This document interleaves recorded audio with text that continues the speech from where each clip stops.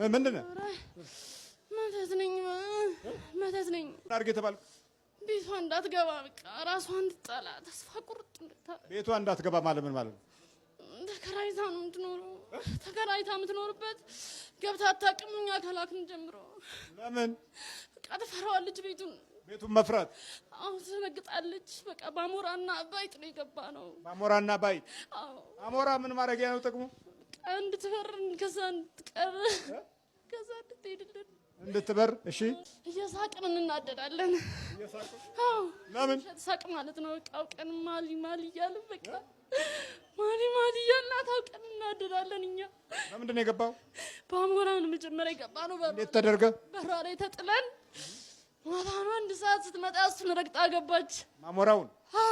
ምን አይነት አሞራ? ጥቁር አሞራ ነው። ጥቁር አሞራ። እሺ እንዴት አገኛችሁት አሞራውን?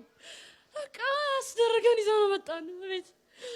ገላችሁት ነው? አዎ ገለነው። ጥቁር አሞራ እሱ አልሞተም። አዎ ጨረሻው አልሞተም። በር ላይ ተደረገን። ከዛ በቃ ወዲያውኑ ማታ ወንድሟን ጠርታ ወደ ቤቷ ከዛ በቃ ተፈራዋለች ቤቱን። በቃ ቤት ማደር የተከራየችው ቅድም እንደውም ስታስተምራን ነበረ መፍራት ምናምን ብለህ። ከዛ በቃ ቤቷን ስለምትፈራ የራስጌ መብራት ገዛች። የራስጌ መብራት? እንኳን እሱ በቃ በር ሲዘጋ ራሱ ትፈራለች። ስንት ጊዜ ብር ይከፈላል፣ እሷ አትኖርም። በቃ ስንት ብር ከፈለች? በር አልኖረችም። ብር ይከፈላል እዛ እሷ የምትኖርበት። በወሩ ነው ለቀን ያስወጣናት። በወሩ ያን በጣልን። በወሩ ወታ እነሱ ሌላ ቤት ገዝተዋል እዛው ግቢ ውስጥ። ከዛም እዛ ገባች እነሱ ጋር 1600 ብር ትከፍላለች። 1600 እየከፈለች ቁጭ ቤተሰቦቿ ጋር ነው ያለችው። በቃ ዝም ብላ ቤቱን ስለምትፈራው ሰው ከሰው ጋር ካልሆነ አትሄድም።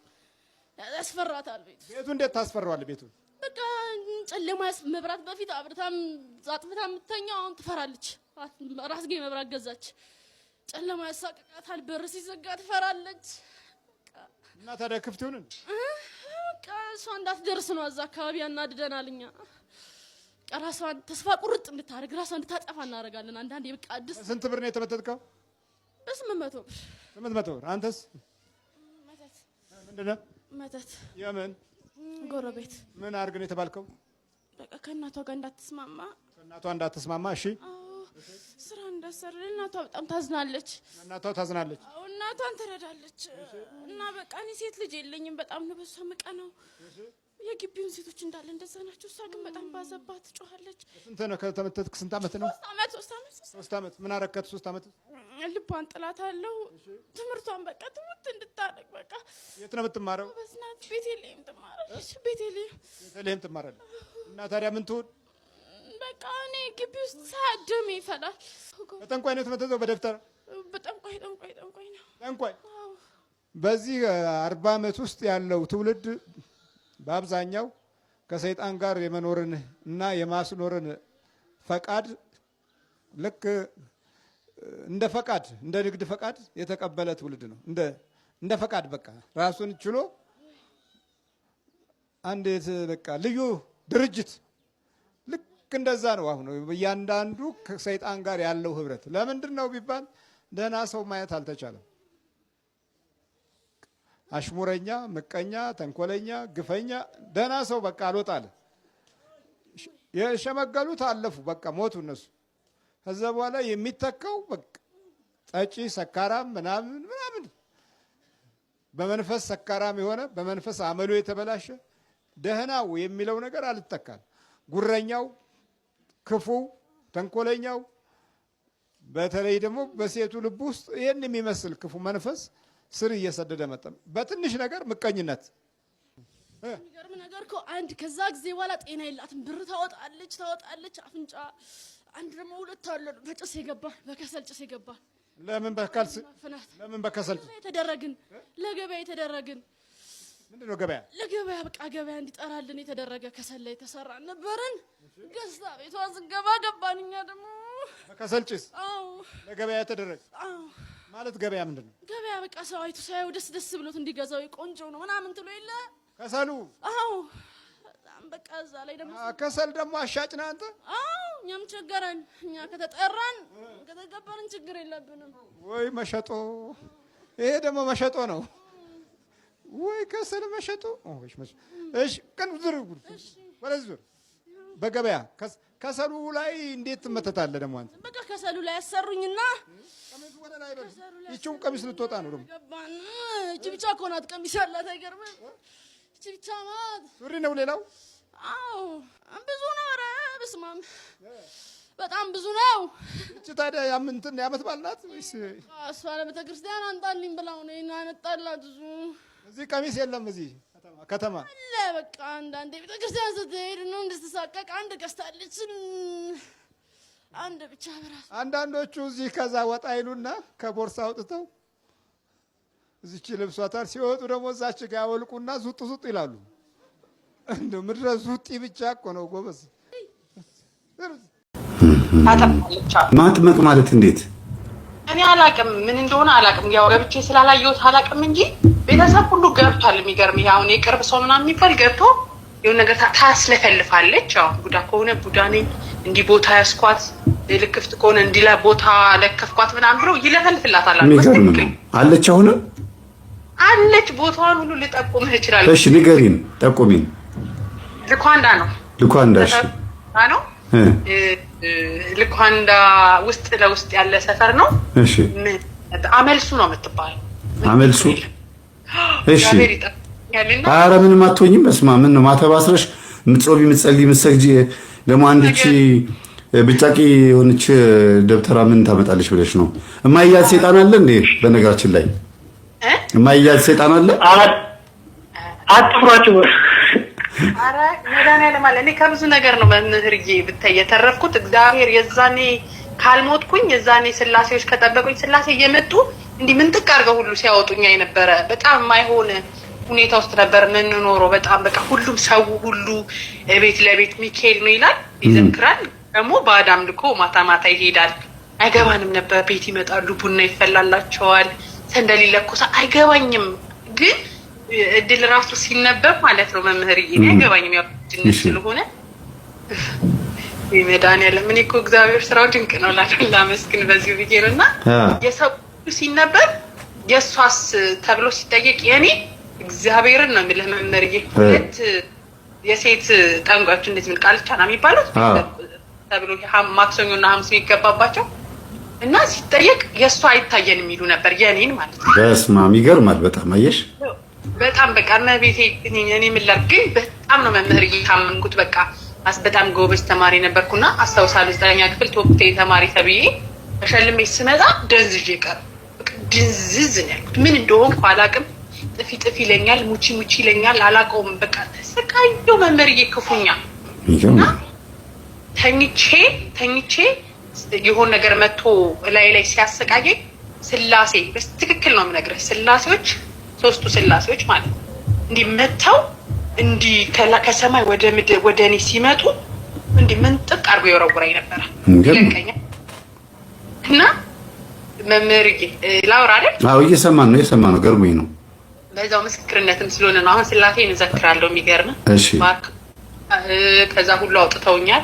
እሺ። ከዛ ውጪ ደግሞ ምንድን ነበር መምህርዬ አንዴ ልጅ ነኝ እንደነገርኩክና ገና ይሄ ፔሪድ የሚመጣበት ጊዜ ላይ ነው። እኔ ብዙም አይገባኝም። ይዛኔ በቃ ይመጣል ምናምን ነው እና መቶ አላወኩም። ለካ 10 ቀን 15 ቀን ይፈሳል። እኔ አልገባኝም። 3 ቀን 5 ቀን እንደሚፈስ አላውቅም። እኔ በቃ ዝም ብሎ ይፈሳል። ጸበል ልገባ ነው ታምኛለሁ። ተክልዬን ታውቀዋለህ? እዛ ተክልዬ ነበርና አባት ነበሩኝ። ንጹህ አባት ናቸው። የኔ አባት በጣም ንጹህ አባት ናቸው። ንስሐ አባቴ ናቸው እና እሳቸው ጋር ሄጄ ጸጋው የበዛላቸው ስለነበሩ ይሄ ነገር የሚስጥር መተት ነው ልጄ ሱባኤ ያዥ ሲሉኝ የሚገርም ፍራሽ ሁላ አልወድም ነበር። ይሄ ፍራሽ መሬት ላይ መተኛት ግን አይወስደኝም። እናትና አባቴን አስወርጄ አልጋ ላይ ተኛለሁ እንጂ ይህ ድሎት የሚፈልግ መንፈስ ነበር። እኔ አልገባኝም የዛኔ እና እመቤቴ የካቲት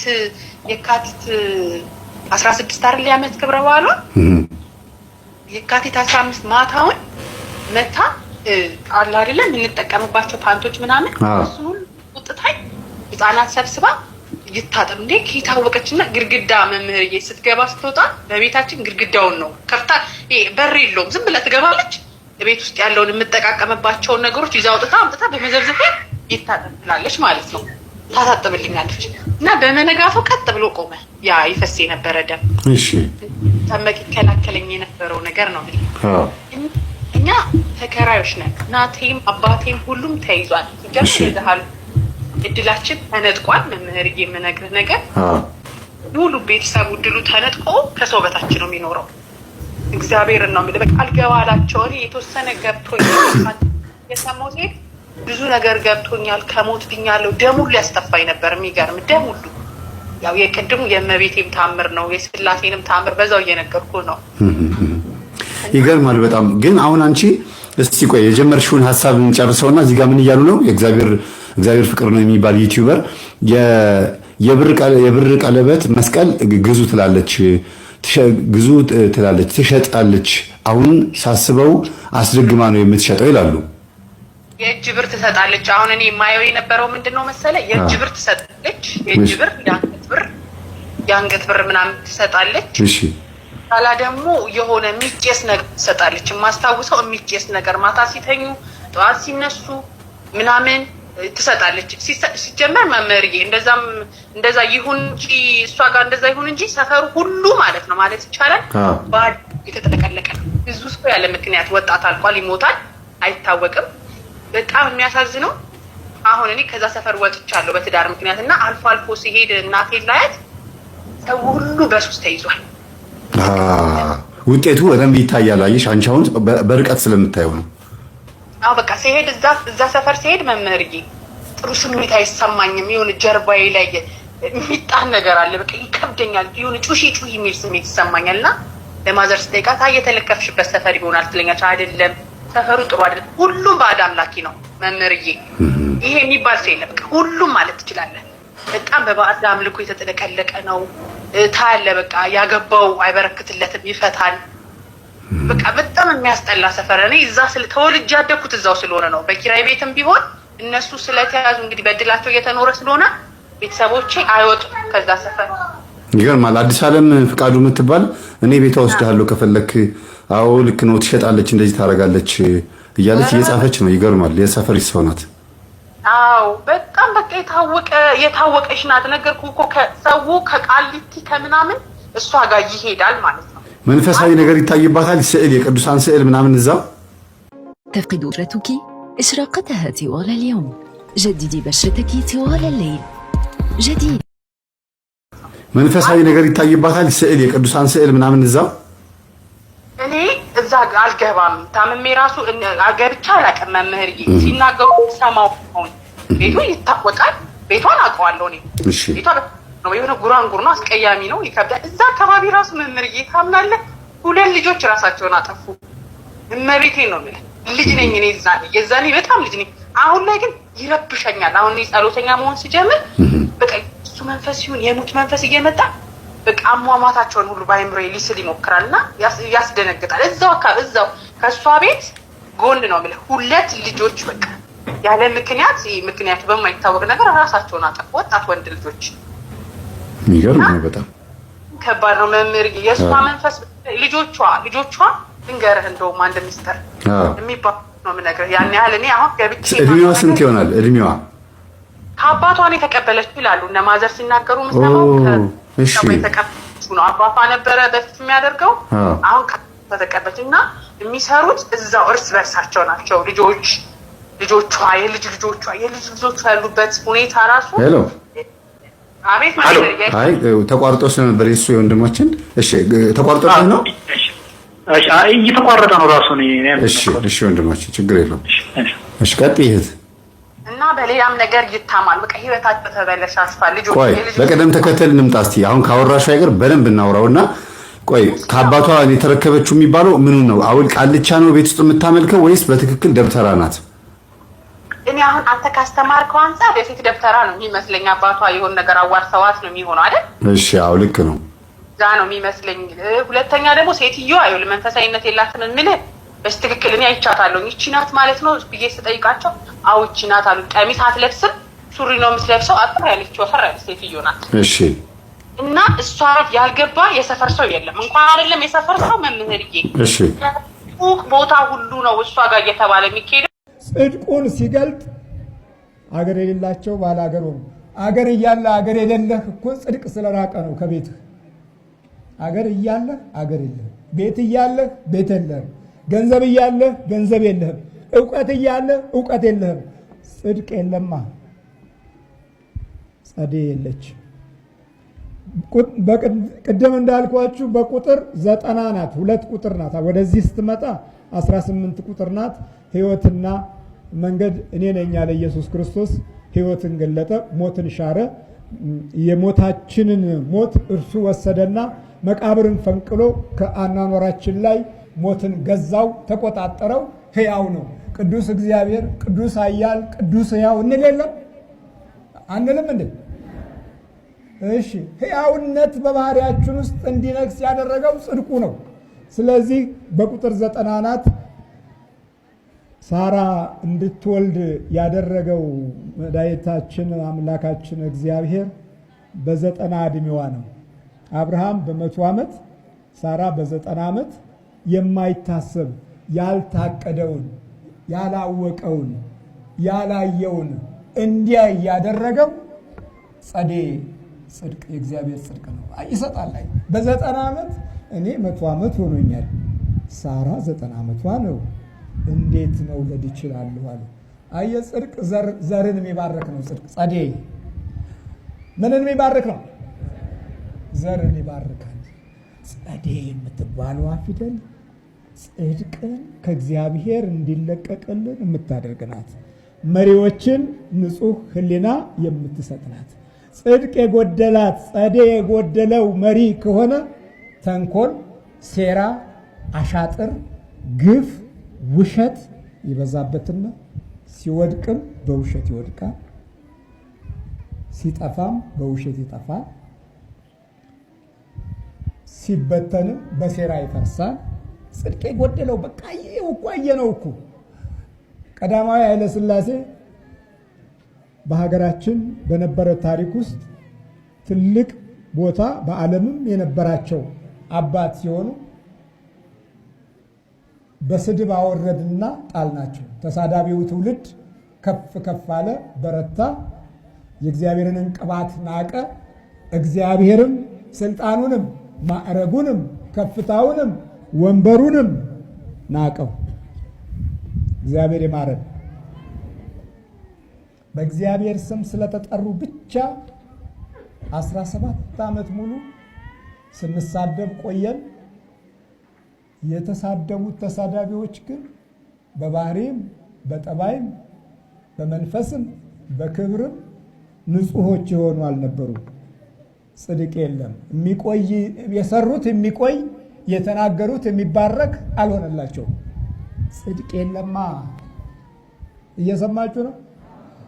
ጽድቅ ማለት በምትሰራው ላይ እግዚአብሔር በረከት እንዲጨምርበት የእግዚአብሔርን አጋዥነት ከተስፋ ጋር የምታቆምበት ኃይል ነው። ጽድቅ ማለት ጽድቅ ማለት ተስፋህን አሻግረህ ለማየት እንድትችል እዚህ ጋር በእምነት በእግዚአብሔር ክብርና ጸጋ ቀጥ ብለህ እንድትቆም የሚረዳ ነው ጽድቅ ማለት።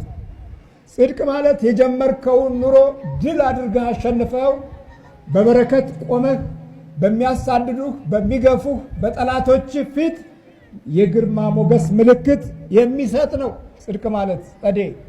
ጽድቅ ማለት አንተ ተስፋ አድርገው የነበረውን እንድታገኘው እግዚአብሔርን ጉልበት፣ ኃይል፣ ጥበብ እንዲሰጥህ የሚያግዝ ነው ጽድቅ ማለት።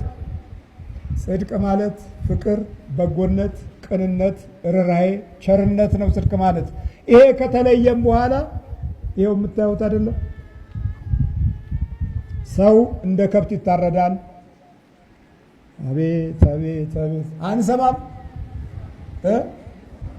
እየሰማን አይደለም? አንገቱ ታረደ ይባላል። ማዕረጋችን አንገታችን እንዲታረድ ነው እንዴ? ስልጣናችን አንገታችን እንዲታረድ ነበር እንዴ ቆም ነው?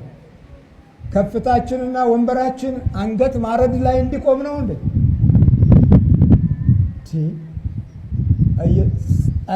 ጽድቅ የተለየው ትውልድ ምልክቱ ይሄ ነው። ራእዩ በአንደበታቸው ብቻ ተናገረ እንጂ በመንፈሳቸው ክፉ ሆነው ተናገሩ። በሐሳባቸው ክፉ ሆነው አሰቡ። በቋንቋቸው ክፉ ሆነው ቋንቋቸውን አወጡ። ክፉ ሆነ የምታወጣው ነገር ጽድቅ አይደለም። ስለዚህ እርግማን እየጨመረ እያየለ መጥቶ የህይወት ገበናችንን መከራ ውስጥ እንድንወድቅ መንፈሳችን እጅግ በጣም ጎሰቆለና ወደቀ። ስለዚህ ጸዴ ጽድቅ ከሌለን ያየነው የነካነው የወለድነው የሰራነው አይባረክም። ለዚህ ነፍሴን በጾም አስመረርኳት አለ። ጾም እሺ፣ ጸዴን እንግዲህ በዚህ አየናት። ጾም ደግሞ ሜም ነው። ሜም በ40 ቁጥር የሚሰየም ነው። የጽድቅ ባለቤት ኢየሱስ ክርስቶስ መጥቶ ጽድቃችንን ሲፈጽምልን በመስቀል ላይ ተሰቅሎ የጽድቅን ኃይል ገለጸልን። ስጋዬን የበላ ደሜን የጠጣ የዘላለም ሕይወት አለው ብሎ ራሱን ሰጠን። በክርስቶስ በኩል ያለው የጽድቅ አፈጻጸም የእኛን ባህሪ በአዲስ ኪዳን ውስጥ ያማረ የተዋበ እንዲሆን በመለኮታዊ ግርማው ዋጀንና ስጋዬን ብሉ ግርማ ሞገስ ታገኛላችኋለን። አሁን የክርስቶስ ስጋና ደም ያልበላ ትውልድ አይደመጥም፣ አይሰማም። ቅዱስ ቁርባን ወስዳችሁ ታሪክን ለማቆም ስትችሉ አሁን ቅዱስ ቁርባን ለሰባት ነገር ይጠቅመናል። አንደኛው ትውልድን ለመባረክ ትውልዴን ባርክልን ብላችሁ ስጋው ደሙ ስትወስዱ ትውልዱ ይባረካል። ሁለተኛው ለሀገርን አቁምልን ከጠላት ጠብቅ ብለን ቅዱስ ቁርባን ስንወስድ እግዚአብሔር ለሀገሪቱ ኃላፊ ይሆናል።